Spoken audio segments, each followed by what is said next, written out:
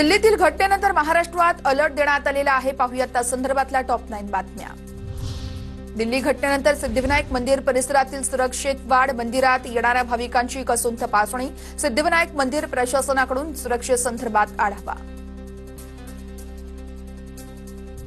दिल्ली स्फोटानंतर मुंबईच्या gateway of India आणि ताज महाल हॉटेल परिसरातही सुरक्षा वाढवली। गेटवेच्या परिसरात येणाऱ्यांची पोलिसांकडून कसून तपासणी। मुंबईतील छत्रपती शिवाजी महाराज टर्मिनस परिसरामध्ये मोठी वाढ, तर प्रवाशांकडील सामानाची संपूर्ण कसून अशी तपासणी। मुंबईतील इतर महत्त्वाच्या रेल्वे स्थानकांवरील सुरक्षेतही वाढ केल्याची माहिती। दिल्ली स्फोटानंतर देशातील महत्त्वाच्या शहरांना हाय अलर्ट जारी। पुण्यातही केंद्रीय गृह मंत्रालयाकडून अलर्ट। पुण्यातील महत्त्वाच्या ठिकाणी पोलीस बंदोबस्त वाढवला। दगडूशेठ हलवाई गणपती बाप्पाच्या मंदिराबाहेर पोलिसांची क्विक रिस्पॉन्स टीमही तैनात।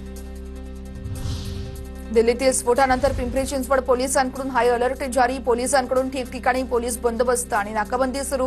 पोलिसांकडून रात्री वाहनांची कसून तपासणी।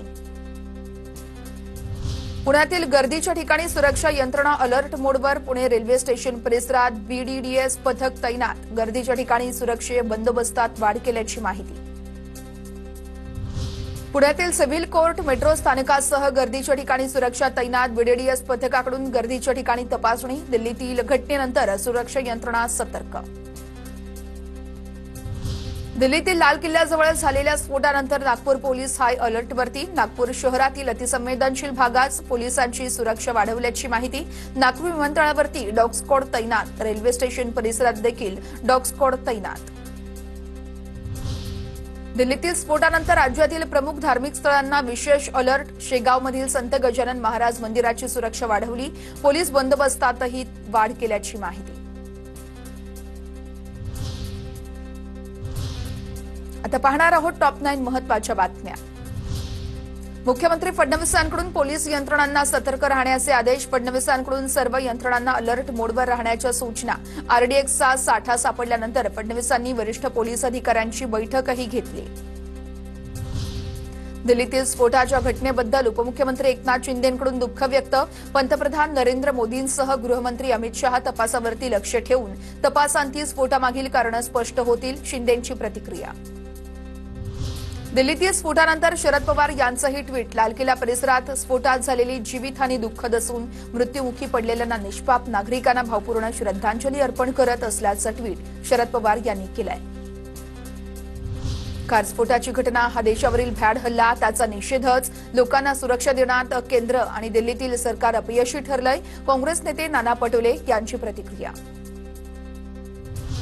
दिल्लीतल्या स्फोटाच्या घटनेनंतर कोकण किनारपट्टीवरती अलर्ट। कोकणातील 525 लँडिंग पॉइंटवरील सुरक्षेत वाढ। पोलीस आणि तटरक्षक दलाकडून सागरी गस्त। दिल्लीतील घटनेच्या पार्श्वभूमीवरती कल्याण पोलीस अलर्ट मोडवर। कल्याण रेल्वे स्टेशन परिसरामध्ये नाकाबंदी करत वाहनांची कसून तपासणी। नाशिक रोड रेल्वे स्थानकावरती पोलीस यांच्यासह रेल्वे पोलीस तसेच स्थानिक पोलिसांकडून देखील सुरक्षेमध्ये मोठी वाढ। दिल्लीतील स्फोटाच्या घटनेनंतर सुरक्षा यंत्रणांकडून खबरदारी। दिल्लीतील स्फोटानंतर राज्यभरातील धार्मिक स्थळांवरील सुरक्षेमध्ये मोठी वाढ। शिर्डीतील साई मंदिर परिसरात अतिरिक्त तैनात करण्यात आलेली आहे सुरक्षा। पोलिसांकडून वाहनांचीही कसून तपासणी। ज्येष्ठ अभिनेते धर्मेंद्र यांच्यावरती मुंबईतील ब्रीचकांडी रुग्णालयामध्ये उपचार सुरू। माझ्या वडिलांची प्रकृती स्थिर असून त्यांच्या प्रकृतीत सुधारणा होतेय। त्यांच्या मृत्यूची बातमी चुकीची, धर्मेंद्र यांची मुलगी ईशा देओल यांची सोशल मीडियाद्वारे माहिती।